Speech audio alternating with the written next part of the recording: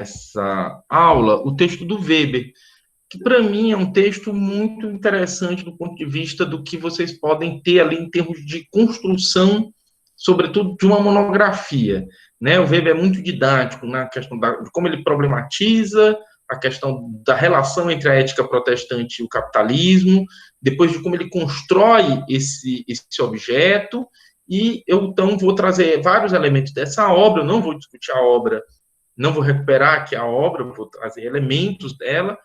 É uma obra que eu creio que vocês já tenham conhecimento, e se não tem conhecimento, eu recomendo realmente que vocês leiam A Ética Protestante e o Espírito do Capitalismo. Acho que todo mundo que não leu, que quer fazer ciências sociais, seja ser antropólogo, cientista político ou sociólogo, tem que ler esse texto, e não só ler ele pela contribuição dos resultados do trabalho, mas ter um olhar metodológico para ver como Weber construiu, e a partir dali, como é que você pode construir também um trabalho, né, seja uma monografia, uma dissertação ou mesmo uma tese.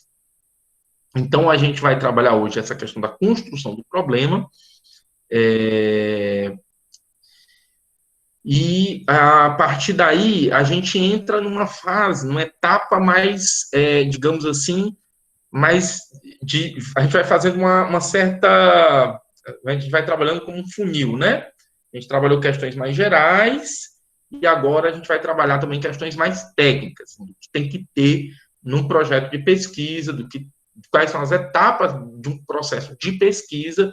Então, a primeira etapa é, sem sombra de dúvida, a construção do problema. A gente já tratou um pouquinho disso, mas a partir de uma discussão mais geral, e hoje a gente vai fazer uma discussão realmente de pontos que vocês não podem deixar de observar ao pensar os objetos de pesquisa, ao pensar os problemas de pesquisa de vocês. Tudo bem? Vou só pegar aqui um copo de água enquanto eu projeto aqui já a nossa apresentação. Como sempre, o texto, essa apresentação, ela já está à disposição de vocês no Classroom. Então, quem não tiver com dificuldade de acompanhar ela por aqui, vai lá, baixa a apresentação e pode ficar acompanhando, ela está no PDF, tá bom? Só um instante.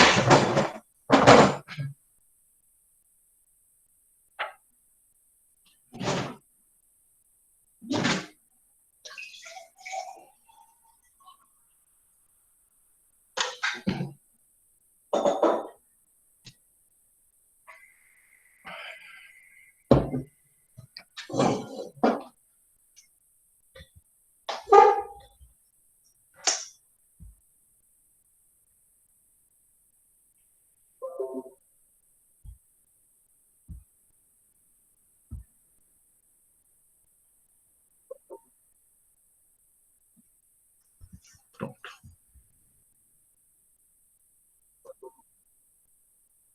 Então, pessoal, o primeiro ponto que eu gostaria de destacar nessa nossa discussão sobre a problematização é esse, né? O mundo social, a vida, ela segue seu caminho, sem roteiro pré-estabelecido, mas com relações de causalidade e efeitos, causalidades, entendo aí no plural, que podem ser consideradas pelo pesquisador interessado em questionar o mundo, certo? O que é que isso significa? O mundo, ele não está ali, ele está acontecendo, a vida social, ela está acontecendo, certo? Ela não está ali à sua espera, e nem ela está, digamos assim, orientada pelos questionamentos ou pelos problemas que vocês têm como sociólogos, sociólogas, antropólogas, cientistas políticas. Ele acontece independentemente da maneira como a gente reflete sobre ele, certo? E o que é que o cientista social, o que é que a cientista social faz? Quando a gente vai pensar no mundo, e quando a gente vai pensar nossos problemas de pesquisa, o que a gente faz, na verdade, é tecer uma série de relações entre coisas que podem, que podem ou não se associarem, certo? Quando a gente está na esfera muito abstrata, quando a gente ainda não tem, digamos assim, elementos de pesquisa, é complicado você entender isso. Logo assim, não, mas o que é isso que o professor está falando? Não estou nem conseguindo captar isso, certo? Mas eu vou dar um exemplo agora muito preciso, que está lá na primeira parte da Ética Protestante e o Espírito do Capitalismo. E essa primeira parte, o Weber chama o problema, certo? Como vocês sabem, o Weber, lá em Economia e Sociedade, teceu 4 tipos puros, né, de relações sociais. E 2 deles são racionais. É a ação racional em relação a valores, onde você tem uma ação orientada pelo valor, pelo juízo, né, de valor que o sujeito faz, é a ação típica do protestante, e você tem uma ação social em relação a fins, que é fundamentada num cálculo racional que objetiva um determinado sucesso. O Weber pensa essa ação como a ação típica do capitalista. Só que, como o próprio Weber diz lá na Economia e Sociedade, essas são ações típico-ideais, né? Elas são tipos puros de coisas que no mundo social não acontecem assim. E ali o Weber traça um limite muito interessante, muito importante para quem é cientista social. Os tipos puros, conceituais, eles não necessariamente são um retrato da realidade. Eles são muito mais uma caricatura, um exagero dessa realidade, uma maneira de abstrair e explicar essa realidade que serve para se confrontar a realidade, do que um retrato da realidade. É muito importante que vocês entendam isso, certo? O nosso trabalho, o nosso ofício, como cientistas sociais, ele é diferente de outros ofícios. Ele é diferente, por exemplo, do ofício do líder religioso, ele é diferente do ofício da liderança política. Então, há muita confusão, sobretudo porque nós somos uma área muito vinculada aos movimentos sociais, né? Nós temos uma história de luta e de engajamento político, mas não necessariamente, mas é preciso ali ter algumas. Eu não estou aqui dizendo que as ciências sociais precisa ser neutra, mas ela precisa compreender que o seu trabalho, a maneira pela qual ela se constitui, ela é uma maneira diferente, né, em relação a outras maneiras de pensar o mundo social, igualmente importantes, igualmente relevantes, certo? Nós temos um tipo de conhecimento, e esse tipo de conhecimento, ele precisa ser trabalhado, precisa ser considerado de uma maneira diferente por exemplo, do que faz um líder religioso na sua igreja. Então, isso é importante, já de saída, porque quando a gente pede para que vocês problematizem, a gente está pedindo justamente que vocês coloquem em suspenso certas coisas que, para a maior parte das pessoas, são valores, ou são regras, ou são verdades inquestionáveis. Então, para o cientista social, toda e qualquer elemento da realidade, ele pode e deve ser questionado. O que vocês vão aprender é como fazer isso. E aí, um ótimo exemplo está lá justamente no A Ética Protestante e o Espírito do Capitalismo. Então, logo no começo, o Weber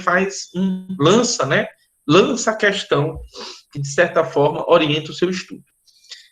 Ele diz o seguinte: basta uma vista de olhos pelas estatísticas ocupacionais de um país pluriconfessional para constatar a notável frequência de um fenômeno por diversas vezes vivamente discutido na imprensa e na literatura católicas, bem como nos congressos católicos da Alemanha. O caráter predominantemente protestantes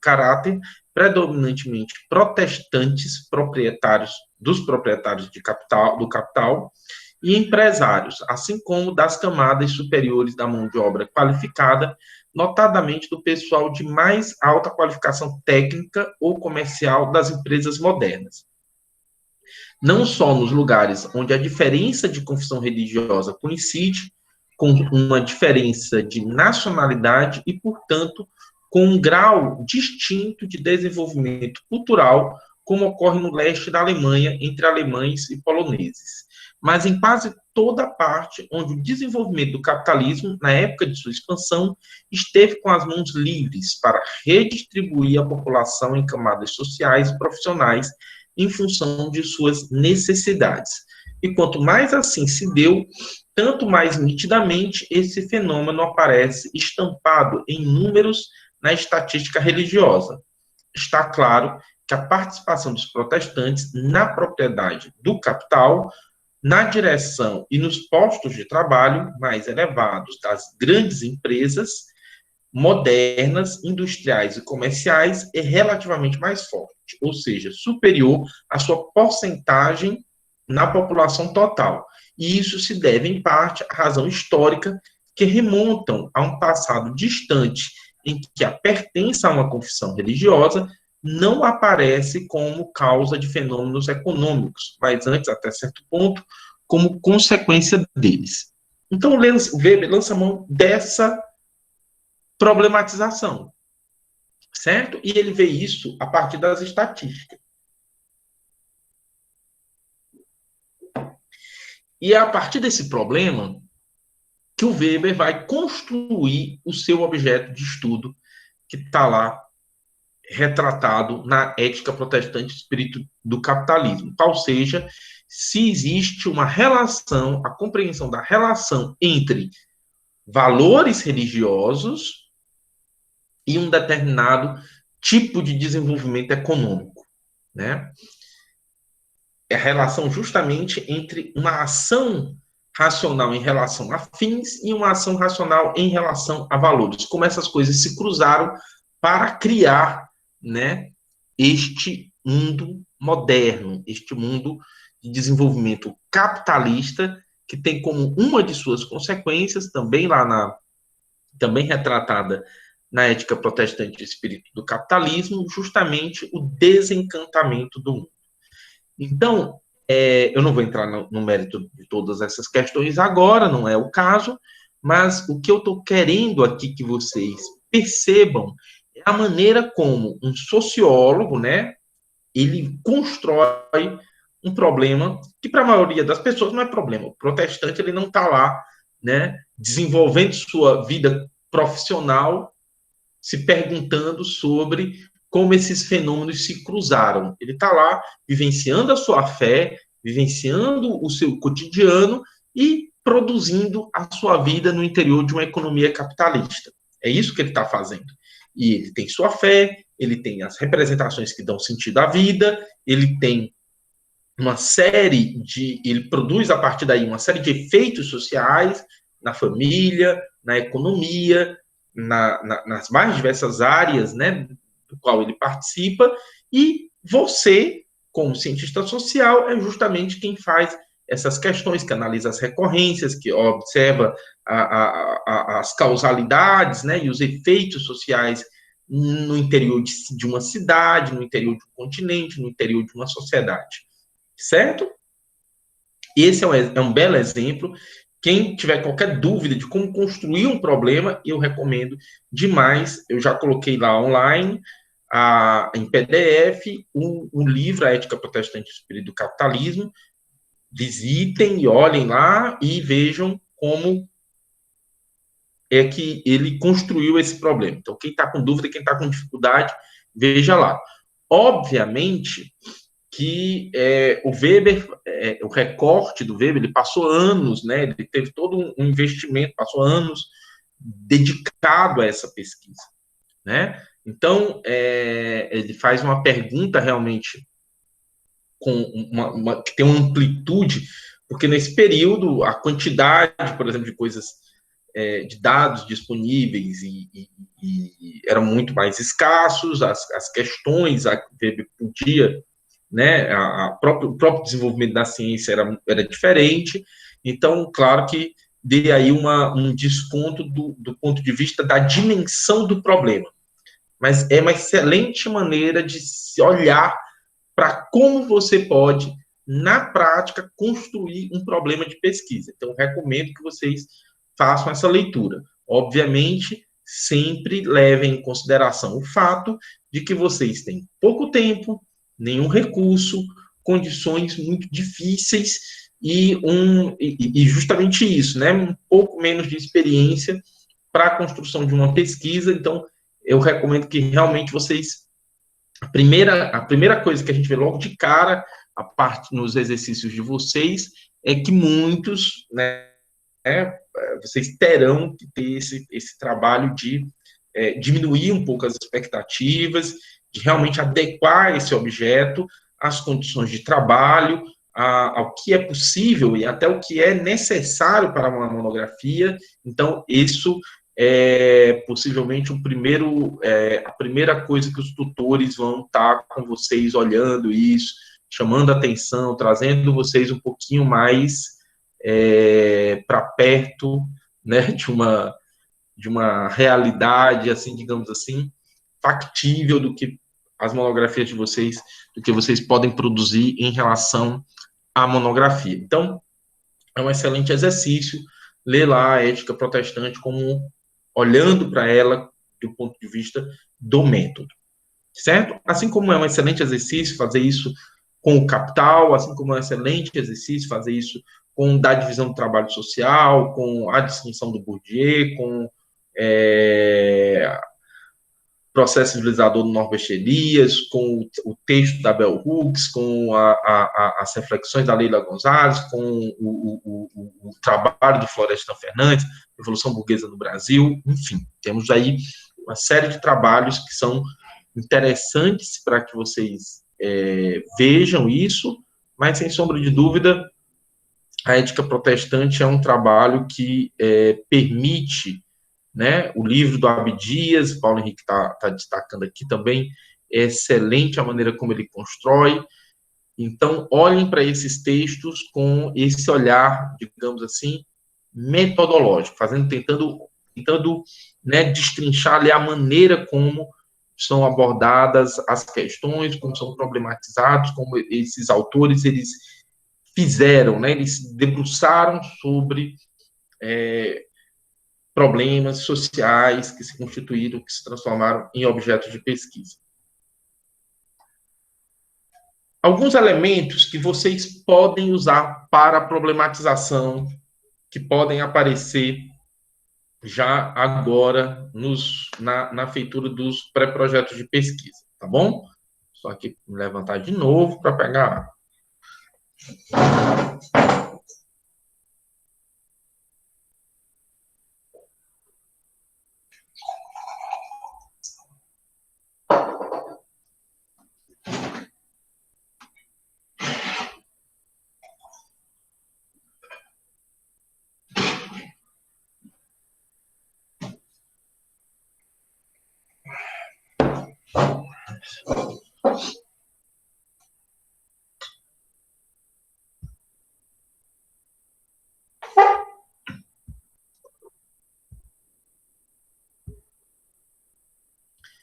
Bem, vocês podem estar usando, já na construção do problema, por exemplo, estatísticas, certo? É muito comum, muitos dos pesquisadores, das pesquisadoras, quando começam ali a construir os seus problemas de pesquisa, vão recorrer a estatísticas, justamente porque elas ajudam a gente a demonstrar muito rapidamente um determinado cenário. Então, quando eu tenho estatísticas sobre um determinado fenômeno, sobre o crime, sobre a saúde, sobre o trabalho, eu consigo rapidamente ali reunir boas informações, né, que ilustram e evidenciam um determinado cenário que eu quero problematizar. Então, as estatísticas, elas sempre são elementos de problematização. Quando o Weber vai começar lá a falar, ele vai logo justamente recorrendo, né, aos estudos que mostram que embora os protestantes correspondam a um percentual menor da população, quando eu isolo os protestantes dentro do mercado de trabalho, né, sobretudo esse de alta qualificação, eles são predominantes. Outro exemplo disso de uma outra forma, né, é quando a gente olha, por exemplo, estatísticas de homicídio no Brasil. Então, a gente quer mostrar que, muitas vezes, que a população negra ela é a principal vítima da violência no Brasil. Então, quando a gente vai fazer essa problematização, em geral, a gente recorre a dados de homicídio. Então, a gente tem um dado geral de homicídio, e quando a gente pega esse dado geral de homicídio e mostra e separa, né, faz esse recorte entre população branca e população negra, a gente vai observar que a vitimização da população negra ela é muito maior do que a vitimização da população branca. Então, os percentuais dessas populações na população em geral revelam que há ali um desequilíbrio e que a população negra ela tem percentuais, ela suporta taxas de homicídio muito mais pesadas do que a população branca. Se eu tenho situações de ter na população branca até 10 homicídios por 100 mil habitantes e na população negra eu ter 40, 50, 10 vezes isso, dependendo do contexto social, do cenário social. Então, quando eu problematizo isso também territorialmente, eu também tenho realidades completamente distintas, né? Eu tenho bairros de Fortaleza, por exemplo, com taxas baixíssimas de homicídio e bairros com taxas altíssimas de homicídio, né? Então, eu posso fazer isso. E aí também é sempre útil pegar essas estatísticas e comparar essas estatísticas. Então, por exemplo, muitas vezes vocês vão ouvir alguém dizer que as nossas taxas de homicídio na aldeota, elas são próximas dos lugares do mundo com menor taxa de homicídio. Então, quando a gente pega e diz assim, Fortaleza está entre as cidades mais violentas do mundo, ela aparece no relatório. Em geral, esse relatório, ele só trabalhou e comparou e relacionou esse dado de homicídio com um dado geral de outras capitais, de outras cidades com mais de 200 mil habitantes. Mas, quando você pega e vai trazer esse dado e trabalhar esse dado na realidade local, você vai ver que a realidade entre bairros ainda é muito diferente, porque eu tenho uma taxa baixíssima na aldeota e uma taxa extremamente alta lá no Bom Jardim. Aí lá no Bom Jardim, muitas vezes, é mais alto do que o dado geral de uma cidade que está à frente de Fortaleza. E, ao mesmo tempo, Fortaleza tem bairros com taxas muito menores. Tá entendendo? Vocês podem fazer diversos trabalhos com essa estatística, comparar essas estatísticas, fazer com que essa estatística dialogue com outras e aí construir um problema, né? Então, você quer entender quais são, dependendo do seu objeto de pesquisa, qual é a especificidade desses elementos que compõem essas estatísticas. Então, elas são sempre elementos importantes para que você possa estar fazendo uma problematização. Além das estatísticas práticas, não? É muito interessante, se vocês pegarem trabalho, sobretudo na antropologia, mas também na sociologia e na ciência política, é muito comum que os pesquisadores, as pesquisadoras, iniciem os seus trabalhos contando uma história, né? Então, conta lá uma história, né, uma experiência, no trabalho, no crime, na saúde, enfim, naquilo que a pessoa está estudando. Então, a pessoa conta uma história, e a partir dessa história, você constrói um problema, certo? Então, esse é um recurso muito utilizado, certo? E aí entendam práticas como práticas no sentido mais amplo, né,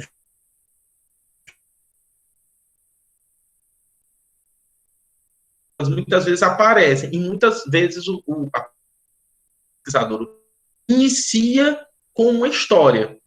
É muito interessante o Bernard Lai, né? Ele começa uma história contando a história de um professor de filosofia, retratos sociológicos, ele inicia contando a história de um professor de filosofia na Inglaterra que não gostava de assistir os filmes ingleses, né? Que ele não gostava de ir para o cinema para assistir os filmes ingleses. Ele achava pedante, ele achava muito chato aquilo ali, tal, tal, tal, tal. E ele gostava era do western americano, né? Ele gostava era de ir para o cinema para ver essas coisas assim que, de certa maneira, o público de intelectuais ingleses desprezava. E é a história, ele depois, né, ele começa essa história para depois só revelar que o personagem é o Wittgenstein, e é muito interessante como ele conta, ele começa essa história para problematizar justamente as múltiplas relações sociais que um sujeito, né, que uma pessoa pode ter no transcorrer da sua vida.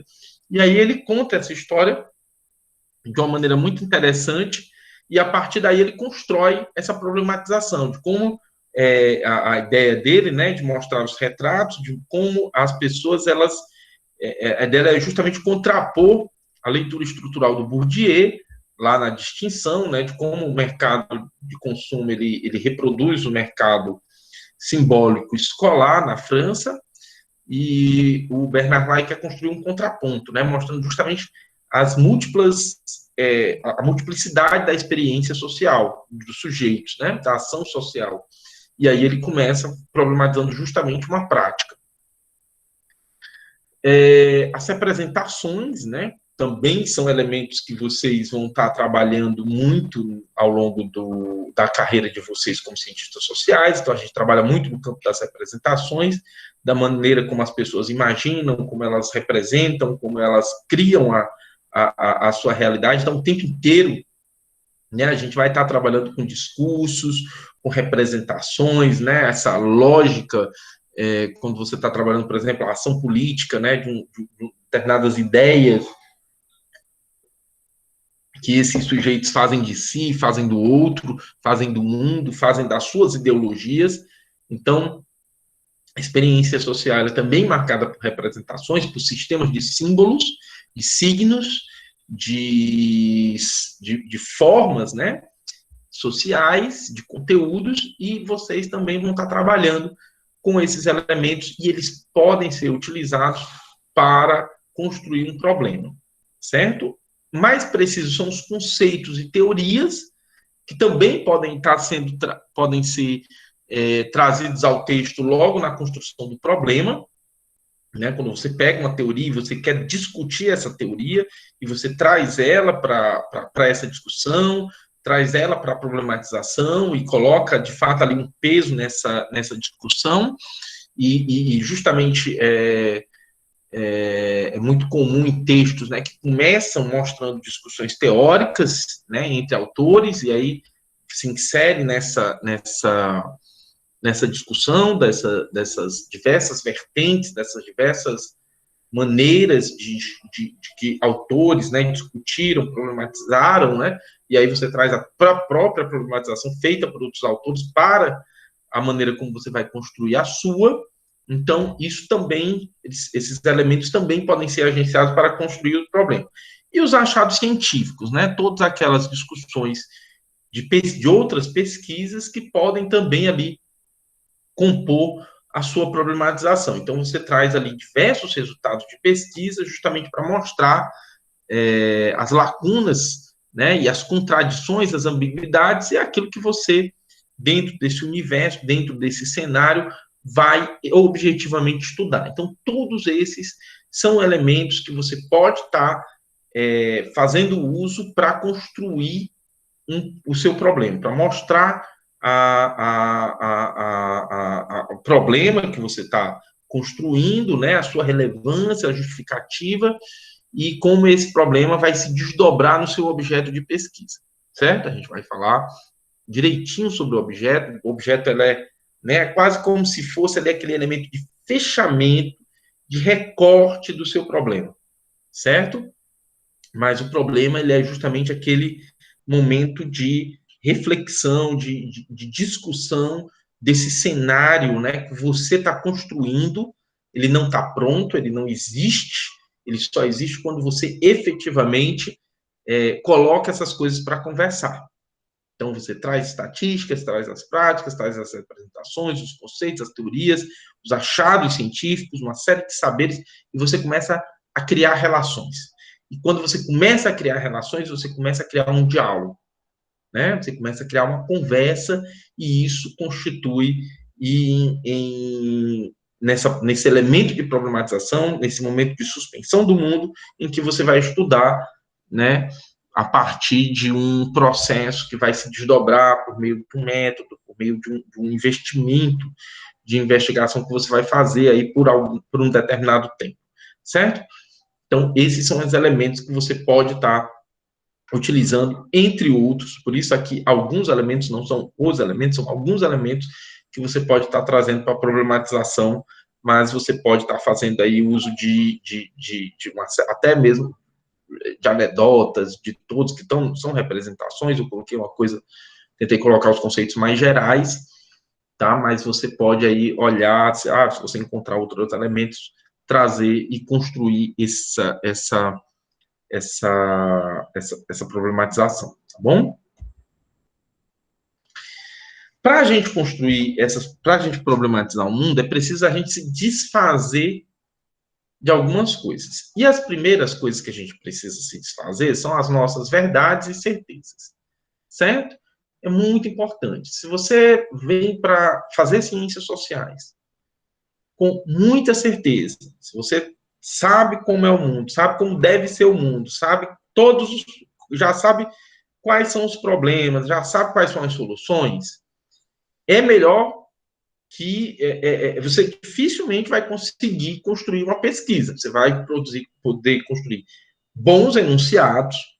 Esses enunciados podem ter uma repercussão religiosa ou política, mas eles dificilmente vão ser úteis para a gente construir um enunciado científico. Porque o problema do enunciado científico é justamente que ele não trabalha com verdades e certezas absolutas. Ele é questionador, ele é o tempo inteiro ali suscetível ao questionamento, à crítica e a maneiras de fazer e refazer aquela certeza, aquela ideia que você tem da vida social. Então, todo tipo de prática e representação, eles podem ser e devem ser questionados na pesquisa científica. Você vai entender, a partir daí, que o mundo ele é atravessado por fenômenos e mediações, as coisas não têm uma causa, as coisas não têm um efeito, as coisas não correspondem a um a priori, as coisas não são determinadas por uma coisa. Esse mundo ele é atravessado, ele é complexo, certo? Se você não consegue entender isso e você acha que o mundo é simples, que a culpa é de um governo, é de uma ideia, é de um jeito de ser das pessoas, pronto. Então, o problema está solucionado, não existe porque você vai fazer pesquisa. Você vai trabalhar, muitas vezes, para convencer as pessoas de que você tem razão e outras pessoas que pensam diferentes, de uma maneira diferente, não têm. Então, você está dentro de um campo de luta legítimo, correto, enfim.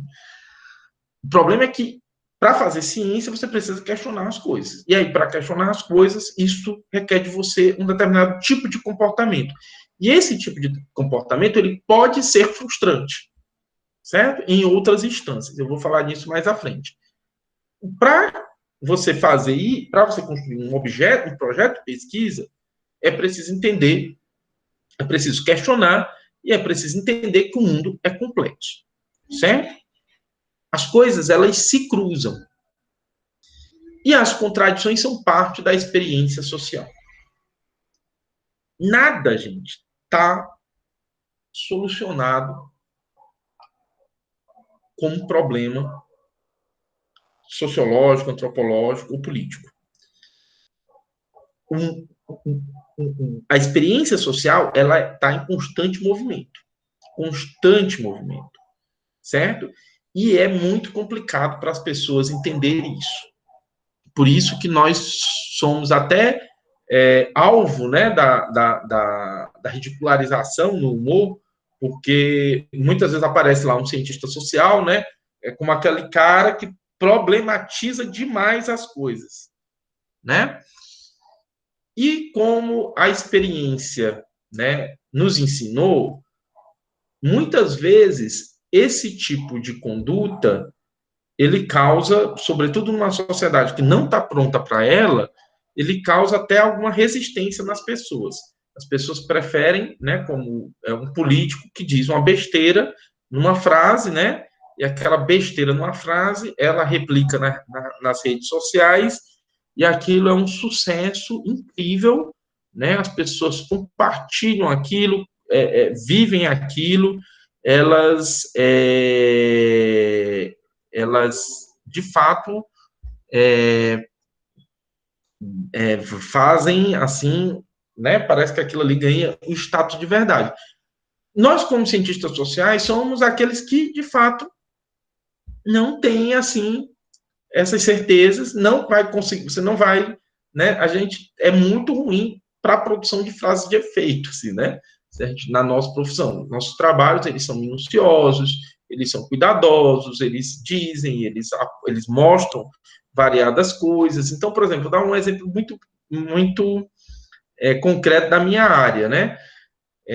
As pessoas chamam a gente para falar sobre segurança pública e a gente fala, né? A gente explica, né? Existem dinâmicas criminais que precisam ser compreendidas, que não se trata apenas de um problema de polícia, mas de um problema do próprio tecido social, né? Onde você precisa, o sucesso das facções é que elas funcionam como comunidades morais, elas dão sentido à vida daquelas pessoas e aí a gente vai, né?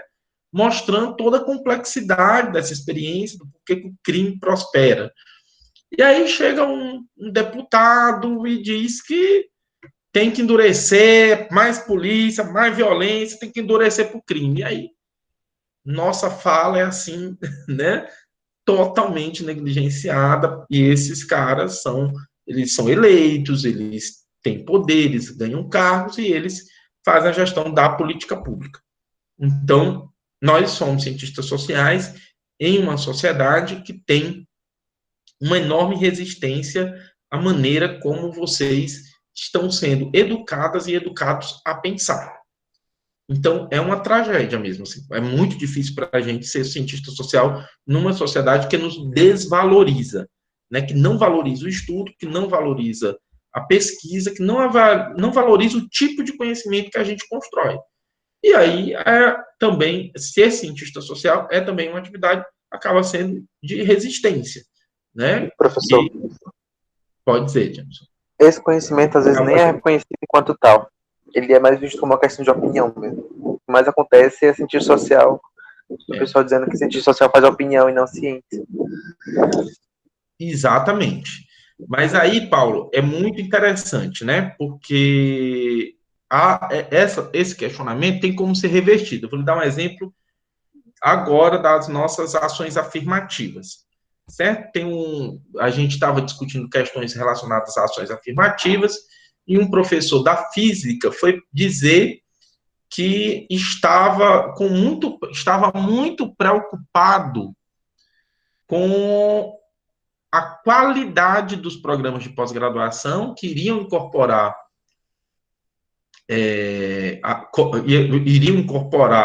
cotas, né? E como é que fica a qualidade? Perguntava ele.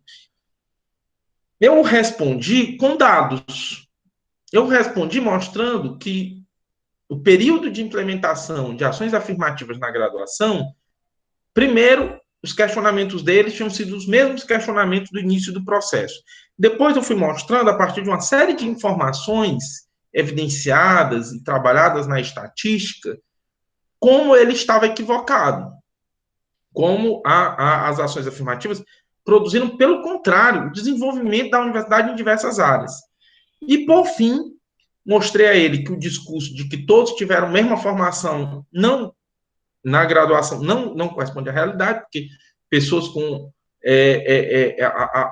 a graduação ela não muda o cenário de desigualdade social, portanto, ela tem um efeito, as políticas de reparação, então, também tem que alcançar a pós-graduação, e, no fim, eu concluí dizendo a ele o seguinte: é tão interessante, professor, porque na hora de cobrar conhecimento científico, né, os colegas das exatas sempre nos cobram, né, sempre apresentam esse argumento de que nós temos uma opinião, de que não são ciências, né?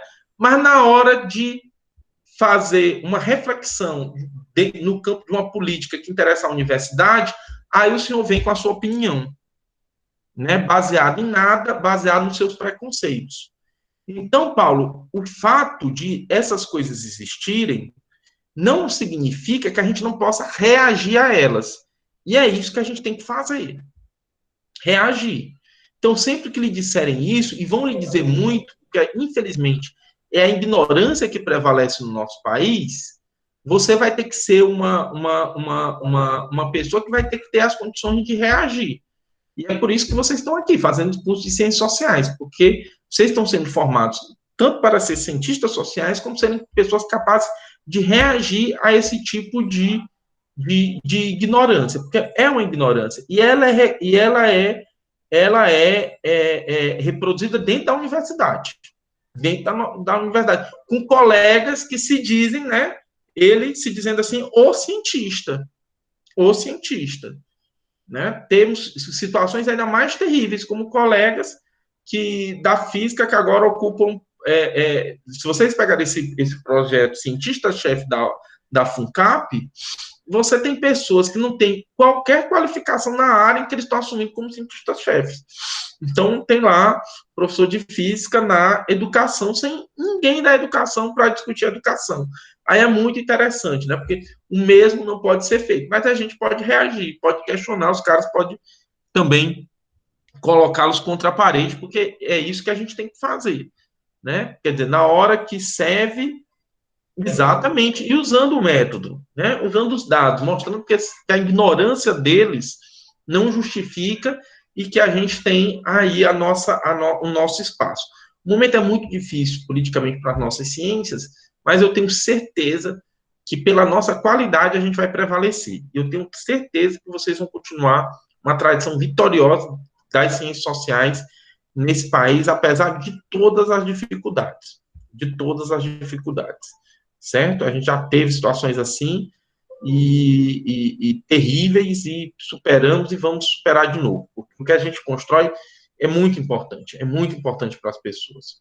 Né? A gente vê nossos trabalhos hoje, toda uma discussão que se tem na nossa sociedade sobre desigualdade social, sobre racismo, embora a gente muitas vezes perca essas discussões, elas estão aí porque cientistas sociais as construíram. Então, vamos valorizar o nosso campo. A ruptura, certo? Tem uma frase do Bourdieu que eu acho perfeita, né? Que ele diz o seguinte: o fato é conquistado contra a ilusão do saber imediato. Isso é muito interessante, gente. O fato sociológico, antropológico e político, né, do campo da ciência política, ele não está ali. Esse é um elemento que vocês precisam, desde já, ir, como eu digo assim, treinando o olhar, certo?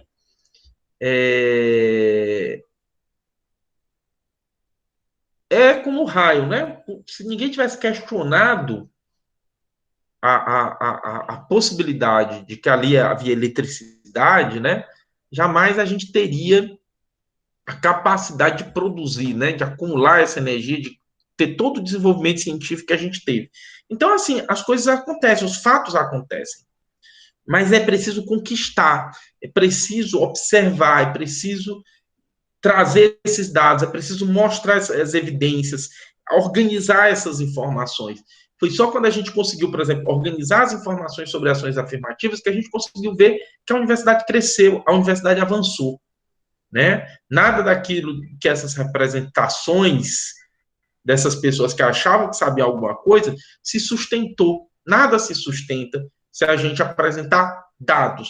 Claro que contra a ignorância é extremamente difícil, mas a possibilidade de você fazer um trabalho sério, conquistar fazer um problema sério, você fazer uma pesquisa séria e essa pesquisa repercute de uma maneira em função da qualidade dela, é muito grande. Por isso que é sempre importante esse conhecimento, né? Essa ideia, né? De que a gente precisa conquistar os fatos.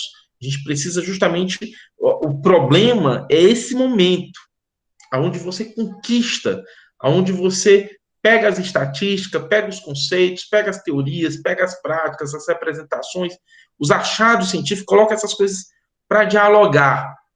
E aí você tem um problema. E aí você tem um objeto, algo que você vai pesquisar, né? E isso está sempre em contraponto ao que se já sabe.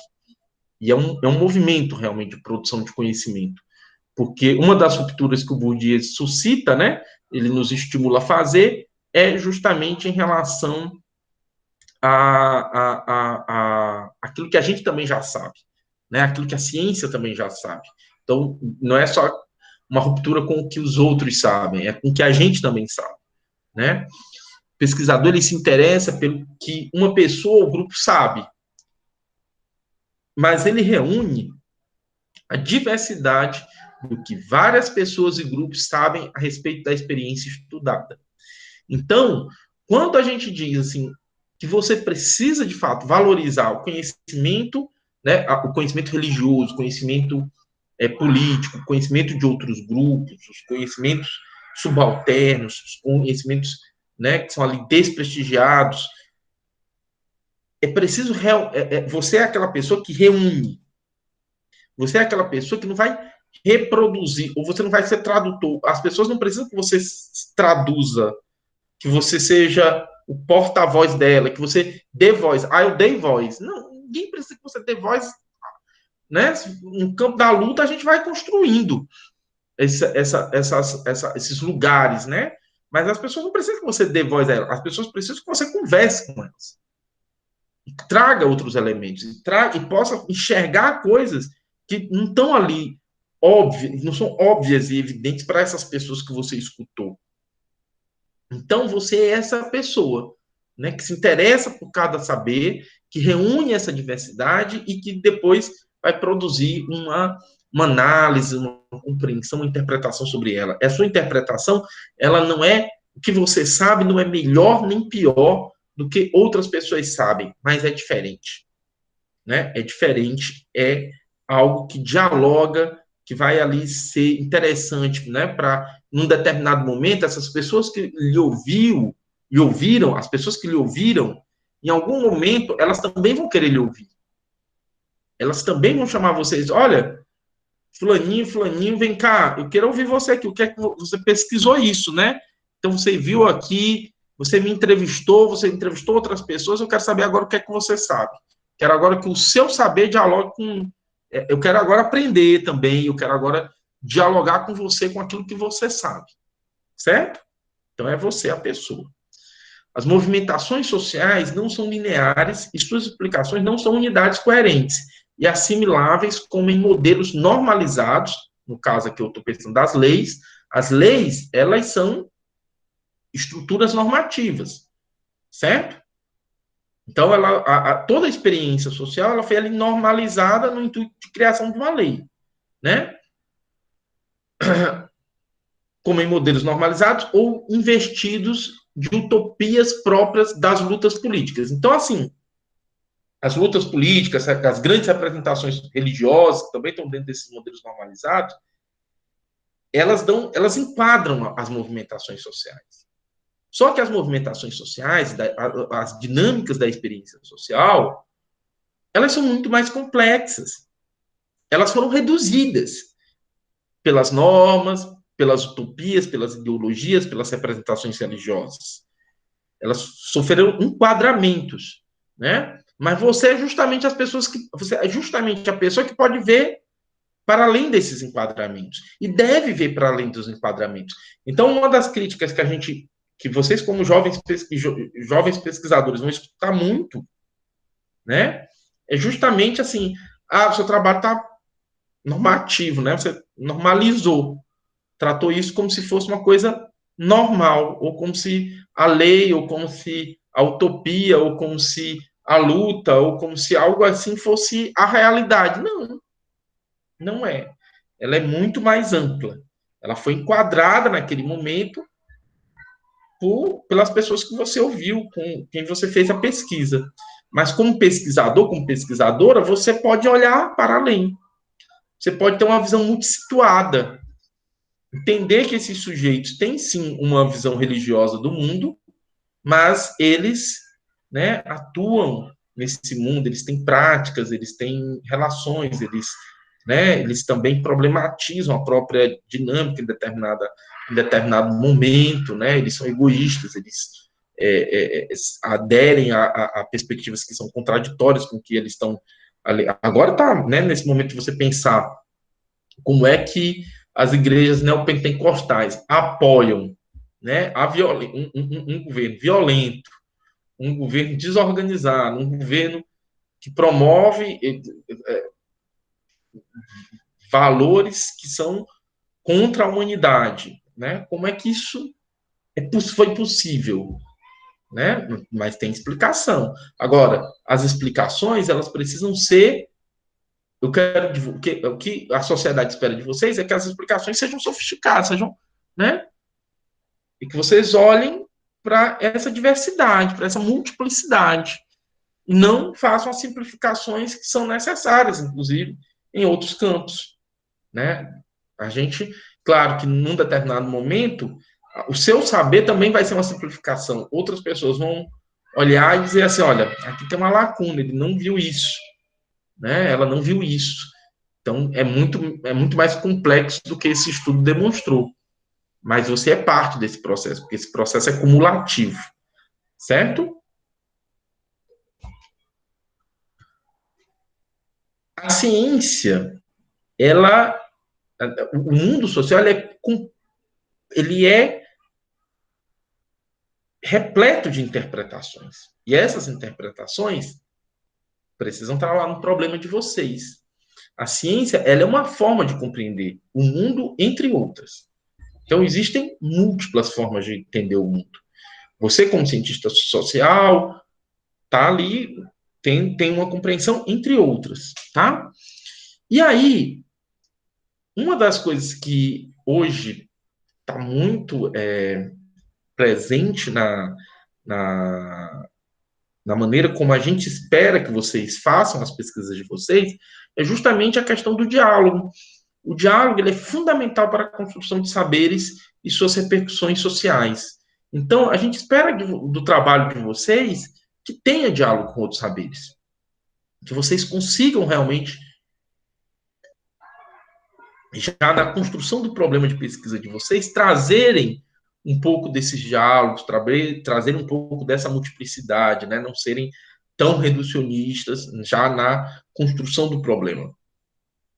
A redução, aí já é uma questão mais de cuidado, né? Porque como há sempre uma influência de outros campos na vida de vocês, na construção de vocês, é sempre importante entender que a redução da ciência a outras formas de saber e recorte epistemológico do mundo é um fenômeno social. Então, de fato, hoje tem uma discussão muito forte sobre isso, essa discussão atravessa os movimentos sociais e os movimentos políticos, e é um fenômeno social, certo?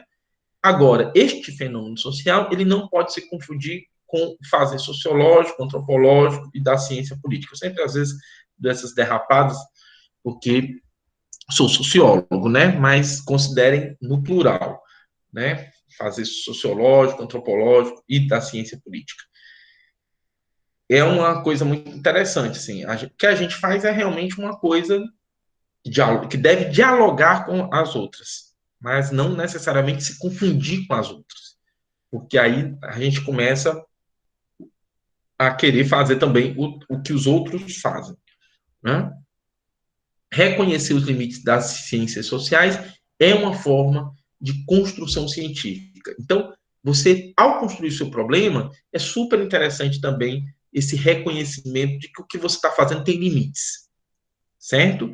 Muitas vezes, essa é a parte mais difícil para que vocês compreendam, né? Porque vocês já se acham, né, heroínas e heróis que vão fazer, assim, né, o estudo maior do mundo.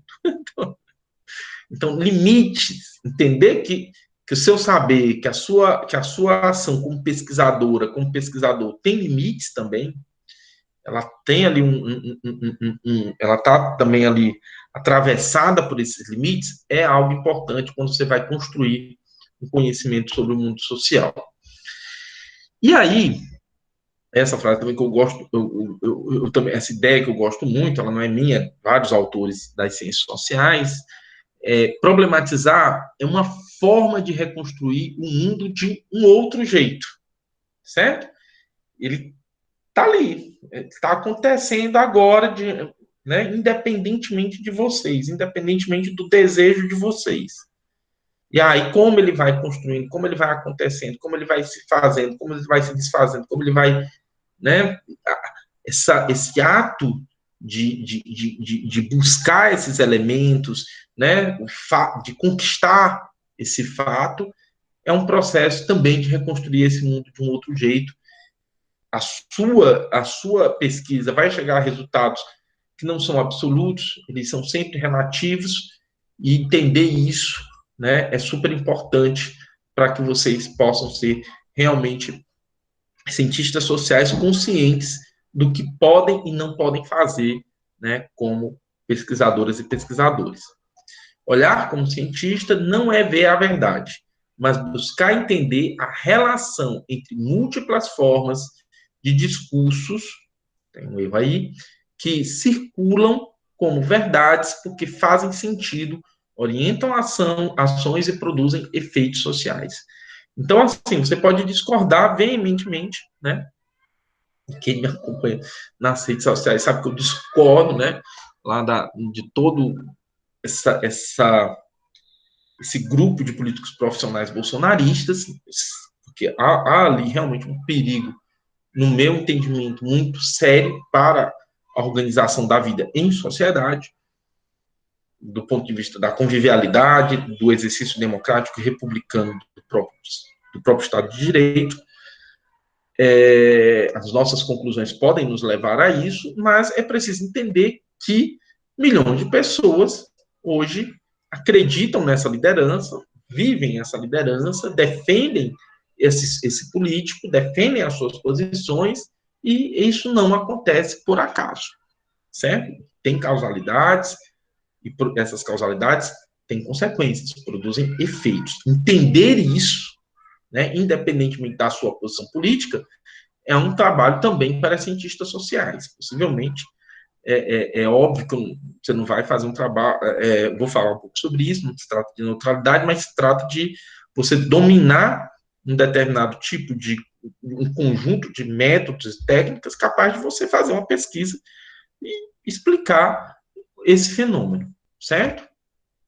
E aí, nesse processo, existem alguns cuidados que você precisa ter, e eu elenquei aqui 3 elementos importantes ligados a esse campo do juízo de valor, tá? Primeiro, é que verdades e mentiras são mecanismos usuais das formas de discurso que constroem as relações sociais. Então, elas fazem parte de qualquer discurso, certo? Não é só, assim, o discurso da imprensa, o discurso fake news e tal. Não, elas sempre podem existir elementos de verdade e mentira, certo? Obviamente que existem situações e situações.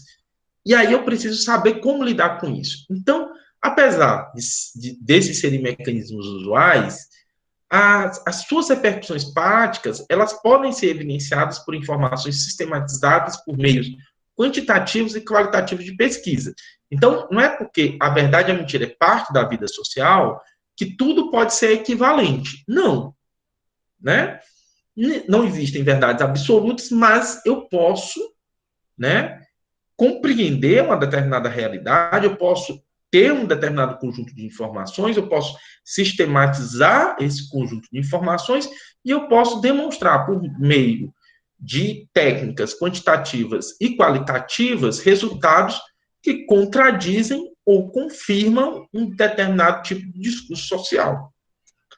Então, é super importante, essa relativização ela não é absoluta, então a gente não adianta a gente achar que vai poder agora todo tipo de discurso se tratar como se fosse uma verdade, né? Não se trata disso.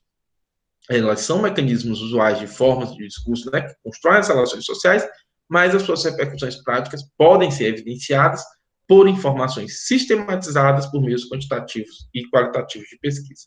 Isso é super importante, porque senão a gente cai numa ideia de que a relativização ela é absoluta e não é bem assim. Os dados, a gente pode sistematizar dados, evidenciar informação, mostrar que determinadas práticas são condizentes com uma determinada maneira de agir e um determinado discurso, e outras são absolutamente equivocadas.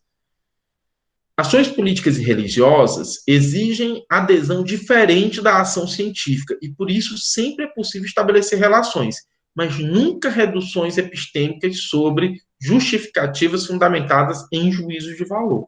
Então, eu tenho uma determinada adesão a um determinado movimento político, eu tenho uma determinada adesão religiosa, a ação científica ela pode dialogar tanto com um determinado tipo de movimentação política, como, por exemplo, você é uma pessoa engajada numa luta por direitos humanos e você acha que a ciência tem que ter um trabalho ali. Então, você pode fazer um trabalho e ele está dialogando com essa luta por direitos humanos, mas é preciso sempre ter uma ideia de que são campos com suas epistemes próprias e que não se pode reduzir um campo ao outro, certo? São diálogos que você mantém, e nunca uma redução epistêmica sobre a ideia de que, eu preciso, a academia, agora é muito comum, eu tenho muita preocupação, por exemplo, com a questão do religioso, né? Então, a gente vê, né, uma movimentação muito interessante de saberes, de pessoas engajadas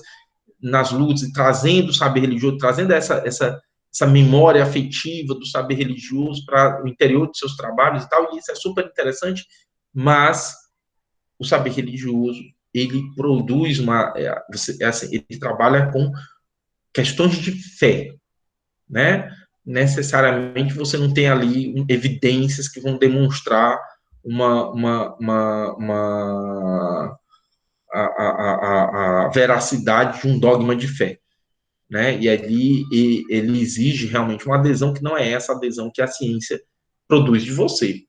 Eu Mas, estou aqui, professor, diga. esse tipo de comportamento perante a fé ou a ciência acontece dentro da academia há muito tempo. Por exemplo, com o liberalismo, que existem pessoas que defendem com dados, com pesquisa, que o liberalismo é, sim, uma profissão de fé, por exemplo. E Paulo, aí, mas aí nós entramos já num campo que é o campo do juízo de valor, porque a ideia do liberalismo, do socialismo, de todos esses elementos comuns, não existe na prática nenhuma sociedade liberal. Nunca existiu. E você pode ter dados, vai ter uma pessoa que mostra dados, e você pode pegar outros dados e demonstrar que isso não acontece. Não há sociedade que conseguiu alcançar um patamar de desenvolvimento no Ocidente sem organizações de Estado. Você vai trabalhar com dados. Alguém pode pegar dados e mostrar e evidenciar que medidas liberais funcionaram. Beleza, ela vai fazer isso, mas se ela vai fazer isso no campo da ciência, ela vai sofrer o questionamento por meio de outros dados e por meio de outras evidências. Na hora que eu trago isso como uma profissão de fé, aí eu já não faço mais ciência. Eu já entro numa devoção a um ideário político. E aí, realmente, é muito complicado você entrar nessa discussão. Muita gente questiona, por exemplo, o Marx, né? O trabalho do Marx, ele é um trabalho de crítica ao capital. Então, você pode trabalhar com o capital, evidenciando todos os limites do capitalismo, as contradições e a maneira como o capitalismo constrói as bases para que ele seja superado, sem entrar numa discussão sobre a adesão religiosa aos princípios do capital. Porque quando eu entro nessa adesão religiosa, aí eu não tenho mais saída.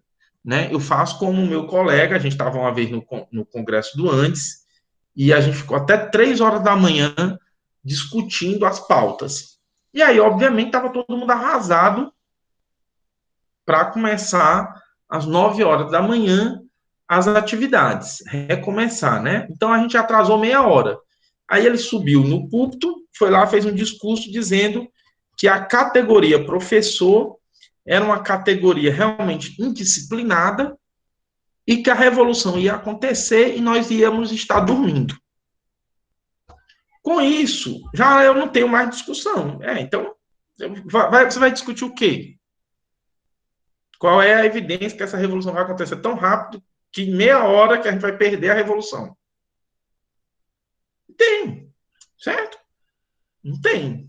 Então, são elementos que, por exemplo, muito do que Marx produziu é perfeitamente um tratado científico. A adesão, a maneira como isso é apropriado por diversos grupos, não necessariamente. Então, essas coisas não estão resolvidas, certo? Mas é preciso que a gente entenda, de fato, quando o liberalismo, conservadorismo, convivialismo, social-democracia, socialismo, todas essas ideologias políticas, elas podem trazer substâncias científicas, trazer coisas científicas, mas na sua construção política elas vão produzir uma outra coisa. Elas vão produzir um outro tipo de adesão, que não é... e aí eu posso ter cientistas que vão aderir a essas construções? Posso. Mas em algum momento os trabalhos deles vão ser questionados. Porque assim funciona a academia. Até o dia em que alguém colocar uma arma na nossa cabeça e dizer que não podemos mais fazer isso. Mas enquanto a gente puder, todas as formas ideológicas, todas as ideologias políticas, todas as representações religiosas vão ser questionadas por meio de evidências e trabalhos científicos. Entendeu? Por fim, juízo de valor, eles são parte da vida do próprio pesquisador. Cada um de nós está repleto deles, certo? E como os próprios do próprio mundo social, que ele estuda, precisam também ser problematizados como recurso heurístico. Então, a maneira como você vai construir as suas explicações, né? A maneira como você vai construir os seus questionamentos e a maneira como você vai construir as suas hipóteses, que podem ser comprovadas ou não, elas também são parte da maneira como você vai construir o seu problema. Certo?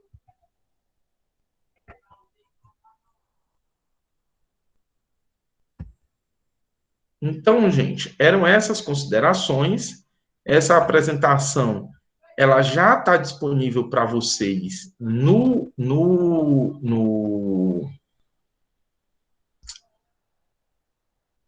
ela já está disponível para vocês no Google Classroom. E aí eu abro agora para questões, para alguma questão que vocês tenham.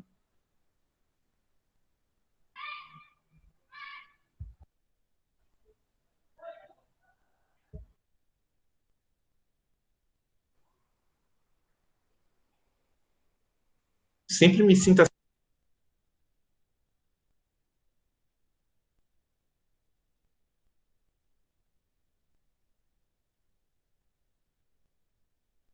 Professor, o senhor está sem áudio. Nossa, você nem ouviu. Então, eu estava dizendo assim, eu sempre termino a aula e peço para vocês as questões, e vocês sempre me passam essa sensação de que eu dou uma aula, né? Que não inquestionável.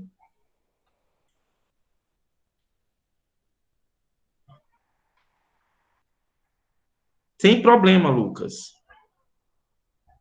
Pode assistir sim. Agora, hoje a gente está terminando, mas ela foi gravada, está sendo gravada e eu vou disponibilizar no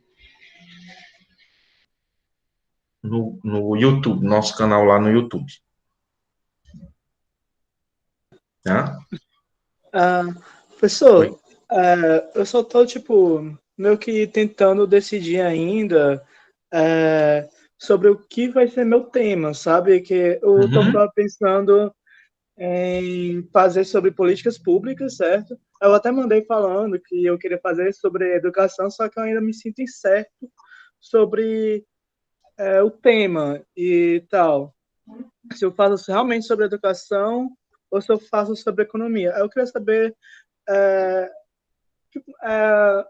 como é que eu posso botar isso em palavras, mas eu queria saber se é melhor fazer de um outro, fazer qual tema, assim, em questão de bibliografia, ser mais fácil, assim, até para o trabalho, porque esse negócio que a gente mandou precisa ser definitivo, porque vai que eu, sei lá, queira fazer sobre políticas públicas aplicadas à economia e distribuição de riqueza, aí pode ser que eu queira mudar isso, aí eu não sei se esse negócio aí é definitivo. Aí, essa é a minha pergunta, na verdade. Esse negócio que a gente mandou é definitivo ou a gente pode mudar ainda?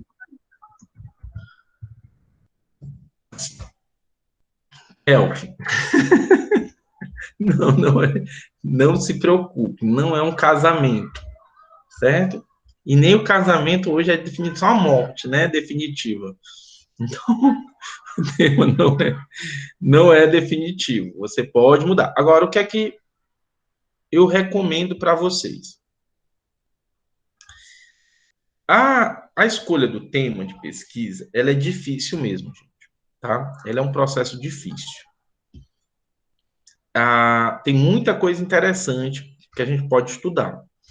Agora, se faz necessário paixão, se faz necessário afeto, né, pelo tema, mas se faz necessário disciplina também, Kelvin. Porque o que é que vai acontecer? Não existe essa questão da literatura mais fácil, mais simples. Qualquer um dos temas que você escolher, você vai ter essa revisão. Qualquer um dos temas que você escolher, você vai ter um trabalho de revisão da literatura, certo? E hoje, qualquer área das ciências sociais é um trabalho exaustivo, né? Então, assim, reflita um pouco, é complicado mesmo, vocês vão ter na próxima semana a tutoria, que vai ser um espaço de um grupo menor, para que vocês estejam conversando, para que vocês estejam colocando essas ideias, né, com os tutores que têm um pouquinho mais de experiência, que vão trocar também, que vão conversar também sobre as pesquisas, sobre esse fazer, sobre como foi a experiência deles. Então, é algo que eu não tenho como, assim, me dizer faça isso ou faça aquilo.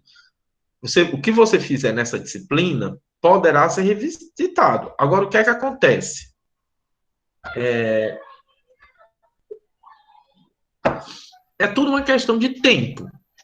Na medida em que você consegue ir definindo isso o mais rápido possível, mais tempo você tem para perder com outras coisas, com outras etapas.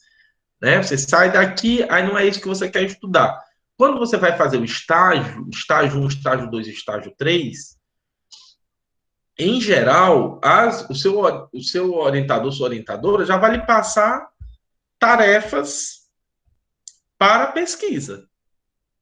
E aí, se você ainda está perdido ou perdida, vai se tornando mais difícil, né? Vai se tornando um processo mais atropelado. Então, é interessante que vocês saiam daqui já com alguns elementos. Se mudar o tema, tudo bem, mudou o tema, mas já sabe como fazer um problema, já sabe como fazer algumas coisas, o tema mudou, vai construir uma outra problematização, mas já tem uma ideia do que vai fazer, de como vai fazer. Então, é isso. Pode, sim, você pode mudar a qualquer momento, mas vá olhando, vá tentando fazer esse movimento de amadurecimento dessa ideia, do que você quer estudar, tá bom? Acho que é isso. Mandei o tempo, ele já apareceu como devolvido, deu certo então. Sim, Cristina, se você já mandou lá, tá ok.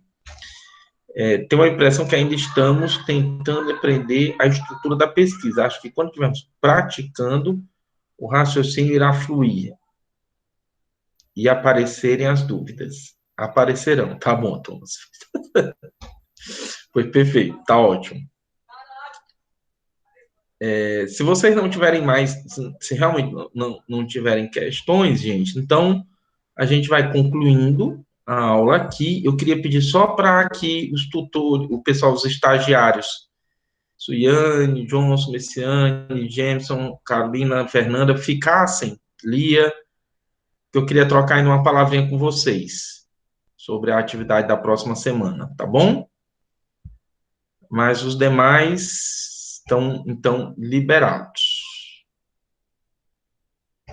Ah, tá bom, a Júlia vai fazer uma pergunta.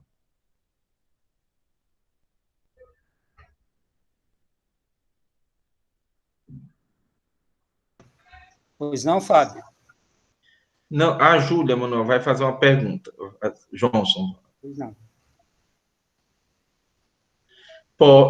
Não só pode, Júlia, como a problematização, ela já é justamente a maneira como você vai recortando. Você apresenta o seu cenário e dentro desse cenário você vai fazendo esse recorte. Você vai construindo justamente ali é como se você fosse na problematização nos dando a deixa para o seu objeto, certo? Para o objeto de pesquisa. Então, ela é justamente, né? A gente até recomenda assim, tem gente que já começa, né? Eu estudo e apresento o objeto e vai fazendo, vai problematizando. E outras pessoas, o modelo mais comum é que você vai apresentando, né, um cenário mais geral e vai fazendo aquela coisa do funil, né? Para chegar no seu objeto. Então, a problematização é justamente isso, a maneira como você vai ali nos levando a entender o seu objeto de estudo, nos dando os elementos. Dos principais caminhos, né, Fábio? Os principais caminhos, você vai ali mostrando como apontar, você constrói as ideias, quais são as relações que você faz entre as representações, as estatísticas, as práticas, aqueles elementos que eu coloquei ali, e você vai dando ali as deixas para o momento em que você apresenta o seu objeto de pesquisa. A problematização contribui, inclusive, para descartar alguns elementos, né? Que a priori você pode achar que tem a ver, mas quando você começa a problematizar e você vai aprofundando essa problematização, você tanto vai acolhendo elementos para a construção do seu objeto, como também você pode ir descartando outros elementos que não resistiram. É muito comum em pesquisas, isso. É muito comum, por exemplo, pesquisa sobre segurança pública, que você possa fazer uma discussão em que você não está querendo ali discutir, por exemplo, questões relacionadas às normas, né, a um determinado tipo de maneira de entender segurança. Mas você está buscando outras formas. Então, isso também é interessante.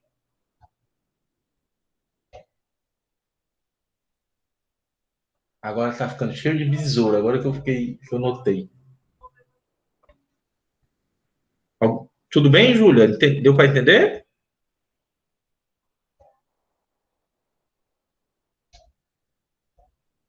Perfeito. Então, pessoal, na próxima aula vocês vão receber um convite, né, de cada um dos tutores de vocês para esse encontro mais reservado com eles, tá bom? E aí eu estou entrando num pequeno período de férias, de 15 dias, e a gente retorna dia... Aí vocês temos esse encontro dia 27. Eu vou também deixar esse dia do dia 3 para... No dia 3 a gente já vai ter aula, tá? Então a gente não vai ter interferência não, porque eu vou recuperar aquela aula que eu não dei, tá ok? Então, relaxem, as minhas férias não atrapalharão o nosso processo. Então, pessoal, até mais, boa noite. Peço só que os tutores fiquem para a gente só trocar uma palavrinha.